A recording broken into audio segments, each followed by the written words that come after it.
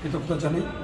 এরপরে আমার পিটুনিতে জড়িত শেখ হাসিনা, আমাদের অভিভাবক তখন আমাদের কাছে আমি কৃতজ্ঞতা জানাই। সর্বোপরি আমার বলা সদর উপজেলার মানুষ আমাকে যে সমর্থন দিয়েছে তাদের কাছে আমি ঋণী, তাদেরকে আমি অন্তরের অন্তস্থ থেকে আমি কৃতজ্ঞতা জানাচ্ছি, ধন্যবাদ জানাচ্ছি। আর যেহেতু তারা আমাকে সুযোগ করে দিয়েছে, আমি এই বলার যেহেতু পর্যাপ্ত গ্যাস রয়েছে, বিদ্যুৎ রয়েছে, আমি গ্যাস বিদ্যুৎ দিয়ে বলাকে শিল্প অঞ্চলে রূপান্তরিত করে আমি এখানে কর্মসংস্থান সৃষ্টি করতে চাই।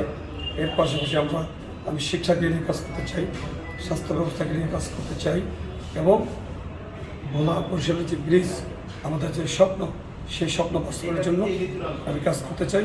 সর্বশেষ আমি আপনাদের সহযোগিতায়, ভোলাবাসীর সহযোগিতায় আমি যে কথা দিয়েছি, আমি মানুষের পাশে থাকবো। আমি আমার সর্বোচ্চটা দিয়ে মানুষের পাশে থাকার চেষ্টা করব এবং ভোলা সদর উপজেলাকে আমি শতভাগ আধুনিক বাংলাদেশের মডেল উপজেলা হিসাবে গড়ে তোলার চেষ্টা করব।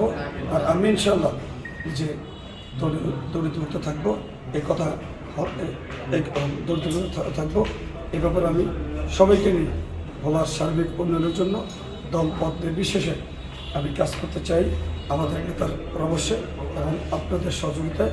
আমি ভোলা সদর উপজেলাকে একটি আধুনিক স্মার্ট মডেল উপজেলা হিসাবে গড়ার যে যুদ্ধ, সেই যুদ্ধে সবার সহযোগিতা চাই। সবাই আমাকে সমর্থন দেবেন। Thank you.